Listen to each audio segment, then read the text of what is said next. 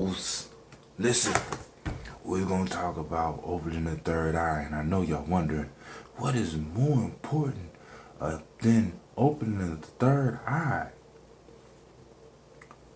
Dude, I just found out how the microbiome affects mental health. We about to get into this microbiome maybe just one more time. I might find some more stuff, but we about to do that today. Microbiome. Tune in. Peace.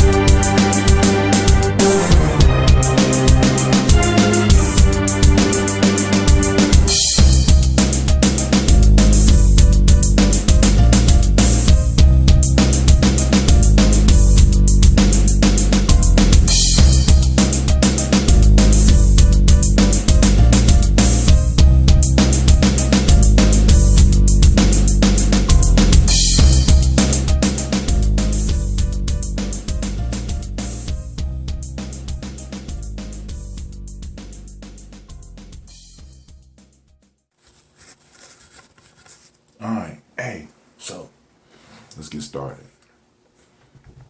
Damn, I stole my daughter's 9. Let's get started. I love that shit.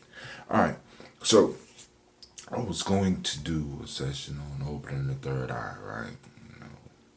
But it's basically doing what we already doing. I'll cover it tomorrow. And we got some more herbs to go over. We got some more concepts to cover. You know what I'm saying? We still got to talk about the 4, 5,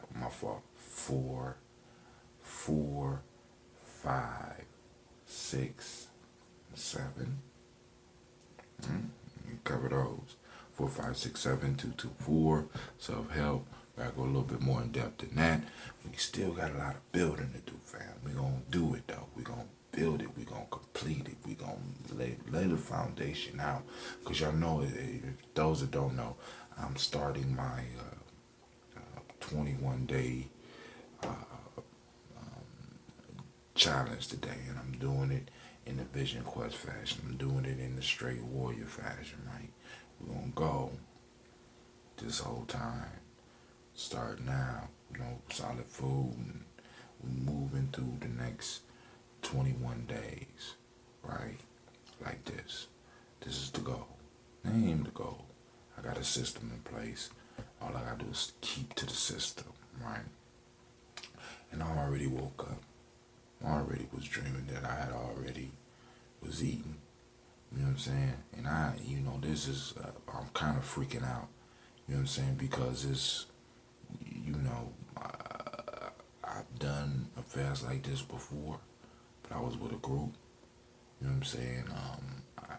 One, and then the last 3 days going without nothing, right? I'm going without nothing. I'm really trying to plug in. I'm really, getting all of the extraneous materials, all of the that's not me. I'm going totally in, right? And that's the goal. So I gotta remember to go and get those days off work, because it's gonna be crazy around for me on those days, those 3. It's actually one day is Ania, Kaumba, and Imani, because I think,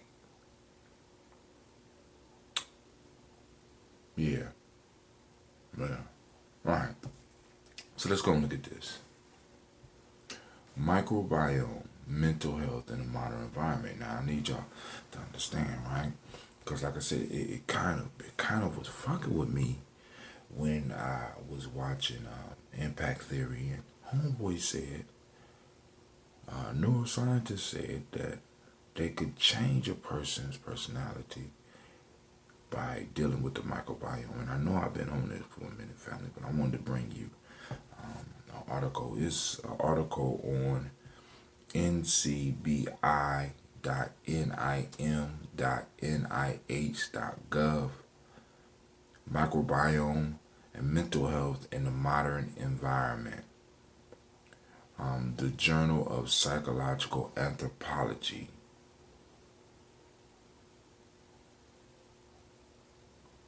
Abstract: a revolution in the understanding of the pathophysiology of illness combined with new knowledge about host microbiome interaction and psychoneuroimmunology has opened an entirely new field of study, the psychobiotics. You hear that? Whole new field of study. Something that we can get our kids interested in. Psychobiotics. The modern microbiome is quite changed compared to our ancestral one due to diet, antibiotic exposure, and other environmental factors. And these differences may well impact our brain health. The sheer complexity and scope of how diet, probiotics, prebiotics, and intertwined environmental variables could influence mental health are profound obstacles to an organized and useful study of the microbiome in psychiatric disease. However, the potential for positive anti-inflammatory effects and symptoms ameliorations with perhaps few side effects make the goal of clarifying the role of the microbiota in mental health a vital one. Main text, check it out, fam.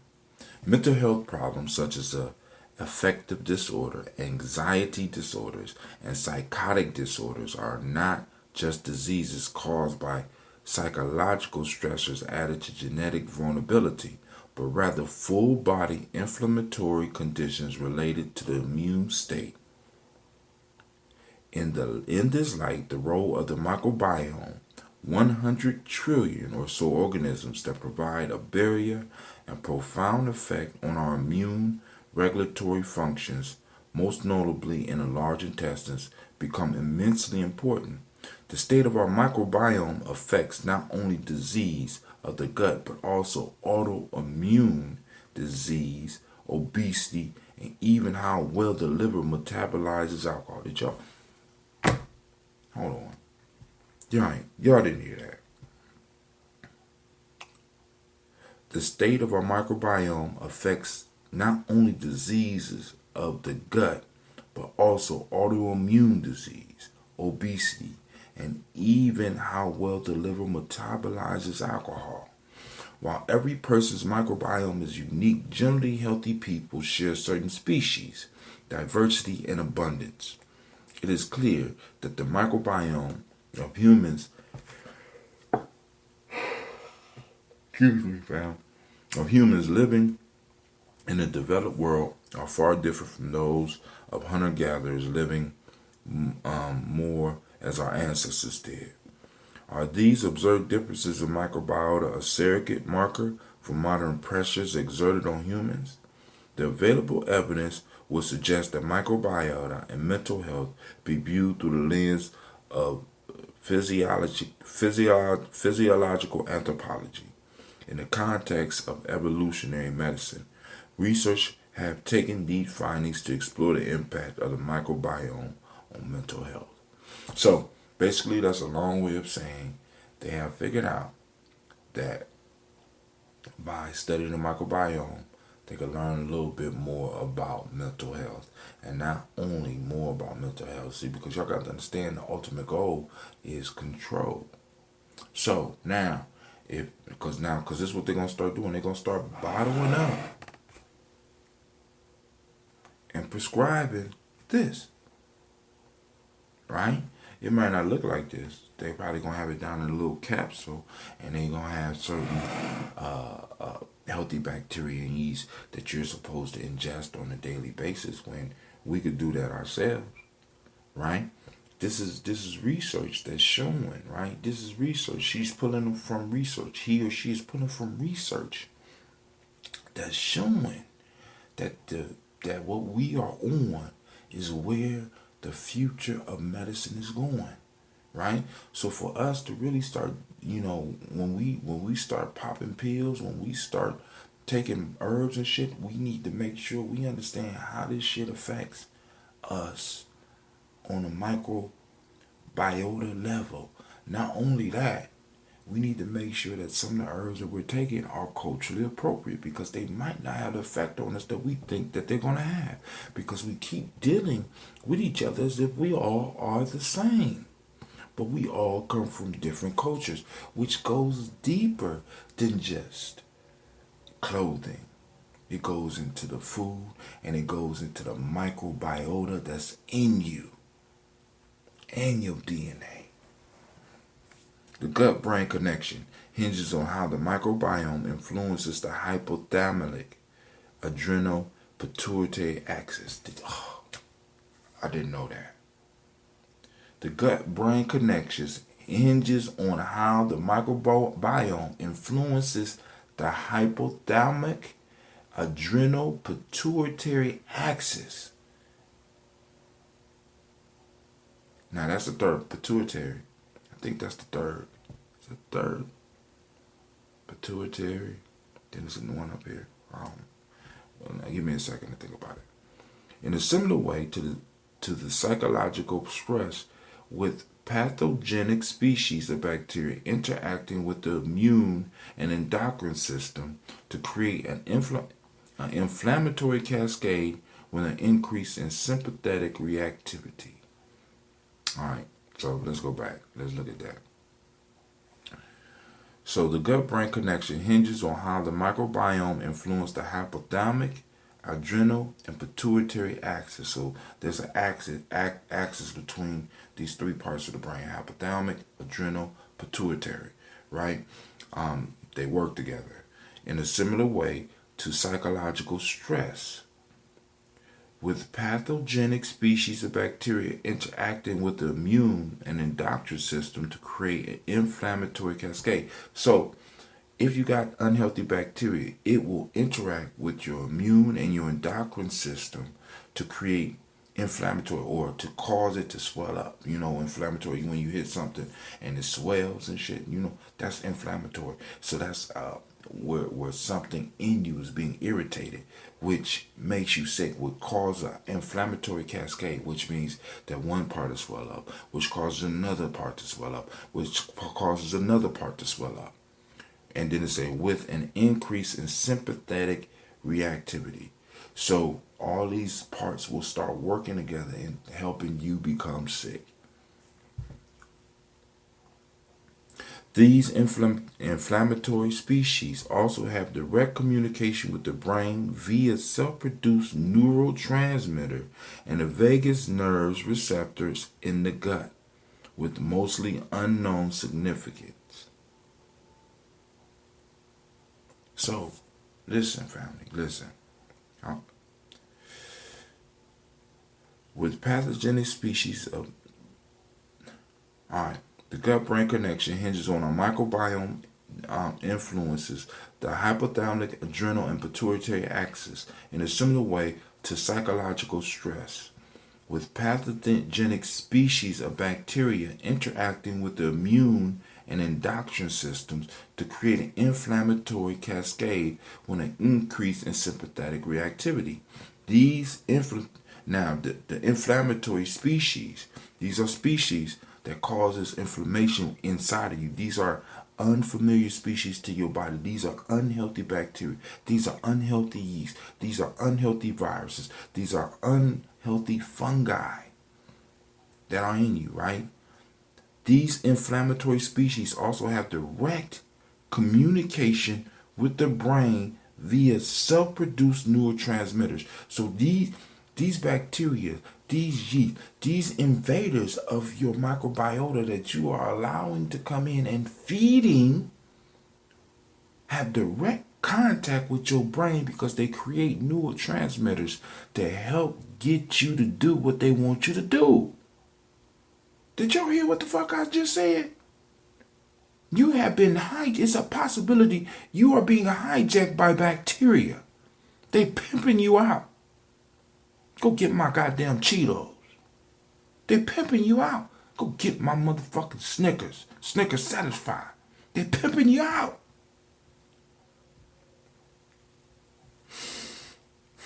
I need some more sugar. They pimping you out. These inflammatory species also have direct communication with the brain via self-produced neurotransmitters and the vagus nerve receptors in the gut with mostly unknown significance. I wonder as they get bigger and start turning into these parasites that I was reading about. I wonder how much influence these parasites have. I wonder can these parasites, these large worms, all these millions of worms that might be inhabiting your body, I wonder if they could produce neurotransmitters. And I wonder if those neurotransmitters can hit the receptors in the vagus nerve. And I wonder if the vagus nerve will take up that information up to the brain and perhaps get you to eat on something or eat without stopping or not eat or develop certain habits that are unhealthy for you. Come on, family. Come on, family. Probiotics or anti-inflammatory species, the most studied being the lactobacillus and bifidobacteria, can act to suppress the immune and sympathetic reactions. Demonstrations in both animal and human studies have shown that the administration of beneficial microbes can reduce both inflammation and anxiety or behavior signs of stress. These agents work on the same system but in a different location as chemical antidepressants, suggesting possibilities for a new psychobiotic class of low side effect, anti-inflammatory, anti-anxiety, and antidepressant. Thus, studies thus far are promising, though small in scale and broad in scope. Rodent behavior and levels of anxiety are influenced by probiotics, prebiotic type of fibers that act as food for the microbiome. And fecal transplants. This is a fecal transplant is where they take healthy shit from somebody that's healthy and put it up inside of your body. I'm just telling you. In humans, decreased negative ruminative thoughts have occurred in randomized controlled trials after a month of probiotics, while prebiotics and administration of pseudocommensals, microbial species that do not live in the gastrointestinal tract but due to presence in water and soil have continually passed through the human gut in evolutionary history, has decreased anxiety. Now, they get back to that culturally appropriate. Look, pseudocommensals, microbial species that do not live in the gastrointestinal tract, but due to presence in water and soil have continued pass through the human gut in the evolutionary history. Right? That's a connection with the earth. That's a connection with the water. Right? Where you come from. Right? But no, I'm gonna get off of that. Have decreased anxiety. The rates of ADHD or autistic spectrum disorders in young teenagers supplemented with probiotics as infants dropped to 0 compared to controls in one fascinating study.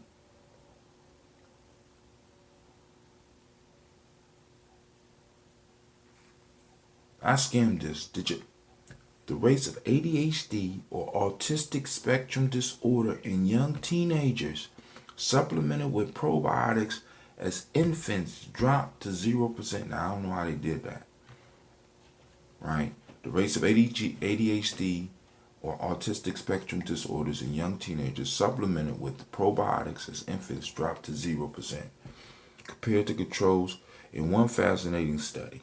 In another paper, researchers were able to determine check this out. In another paper, researchers were able to determine the patients with and without depression with 100% sensitivity and 97% specificity just by looking at the microbial genome from fecal swabs. So they could tell whether a person was suffering depression by looking at their feces. Because the feces produced, a majority of the feces is not necessarily yours, but it's produced by the microbiome. So just by taking a swab of your butt, they could tell whether or not you had some mental issues. And they had almost at 100% with it. 100% sensitivity and 97% specificity. Administration of antibiotics with antidepressant had a significant effect on psychotic depression compared to antidepressants alone. In a small group of inpatients, in addition, major differences have been found between the oral microbiome of people with schizophrenia versus controls. And not surprisingly, the microbiome of people with anorexia is quite different during disease behavior than in recovery. Further study postulate a role between gut microbiota and Alzheimer's dementia.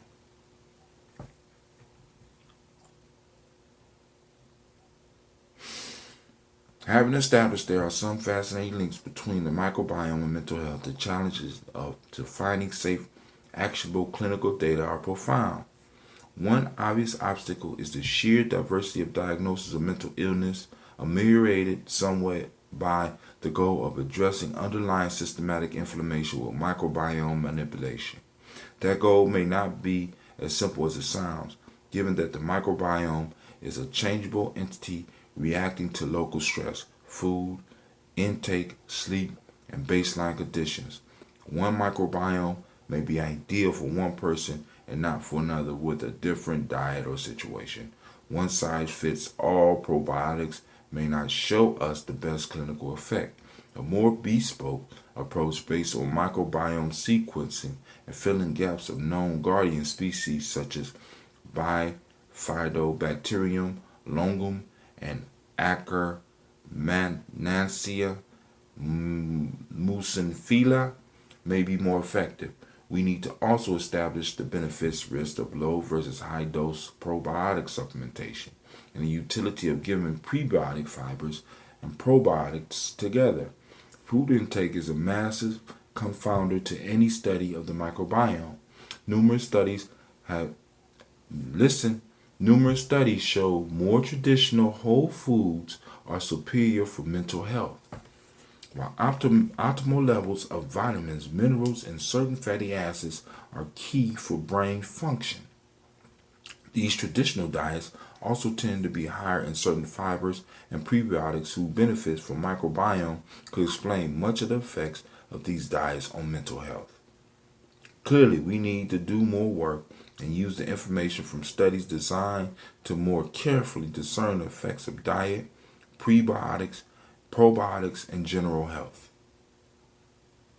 Numerous one-off studies of various probiotics brands for mental disorders will leave us in a similar state to those trying to glean some wisdom from the research of the omega-3 fatty acids confused and overwhelmed. In addition, attention must be paid to another long-term modified immune system in human evolutionary history. Ignore the many psychobiotic studies. The eukaryotic humans have co-evolved with helminth infections for the entire evolutionary history of our species. They're talking about parasites now. and recent times are striking for their absence. Since the early 1900s, such common infections such as hookworms, enterobius, vermicularius, in the developed world have decreased tremendously, with numerous possible downstream effects on long-term immunity and host behavior. Parasitic contribution falls alongside that of commensal microbiome, and helminths deserve a chair at the table of microbiome research and mental health. Helminths have been used, listen, parasites have been used experimentally for treatment of autoimmune diseases such as Crohn's disease and multiple sclerosis, with some interesting case reports of psychiatric disorders, including anxiety disorders, affective disorder, autistic spectrum disorder, co-occurring with the autoimmune disease, remitting as well. So when he put these putting no parasite in me, when he put this parasite in somebody that was going through one of these autoimmune diseases and also had mental health issues, according to what I'm reading and what I'm understanding, and I could be wrong. Somebody that's out there, you might need to help me with my interpretation. But it sounds as if that when they put these things in them, it changed their behavior as well as help with the disease. Not promoting it towards getting stronger, but actually helping them make health improvements. So let's look at it. With some interesting case reports of psychiatric disorders, including anxiety disorder, affective disorder, and autism spectrum disorder, co-occurring with the autoimmune disease, remitting, which means going backwards as well. It will be prudent to study helminthic therapies for neuropsychiatric conditions, particularly in those conditions such as OCD or some types of psychosis where there is a suspected autoimmune contribution. Conclusion: microbiome manipulation is an evolving tool in an armamentarium to fight mental illness. We must temper enthusiasm and marketing of any particular probiotic strain or brand with large helping of wisdom and experience already gleaned from the many researchers becoming experts in this relatively new field of human medicine. Multidisciplinary communication among medical researchers, anthropologists, and psychologists can help us to modulate our modern environment to ameliorate the need for psychobiotics in the first place. Funding. Now, I'm going to read this to you. Funding for this paper, none. Competing interests. The author declares that has no competing interest. So she wrote it, and she got plenty of. I posted this up on my Facebook page. I posted this up on G&J's Facebook page. Feel free to go and look at it. But family, listen to me. Listen to me.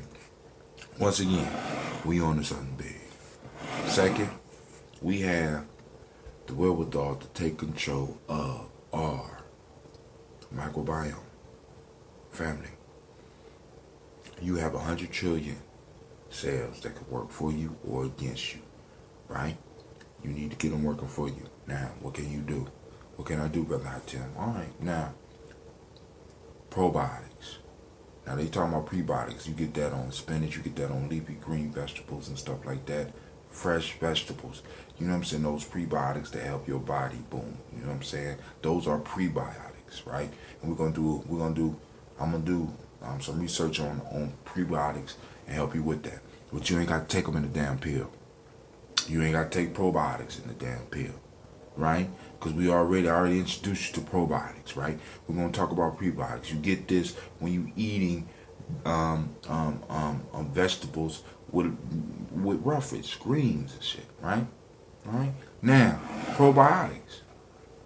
Teaching you how to make this. Then let's talk about pickles. Not the pickles you buy at the store, pickles that you could make at your home, right? pickles that you can make at your home. You know what I'm saying? How about sauerkraut that you can make at your home? How about kimchi that you can make at your home? Right? All this stuff is available for us. Probiotics, prebiotics, so that we can start bringing ourselves back into balance and take control over this 100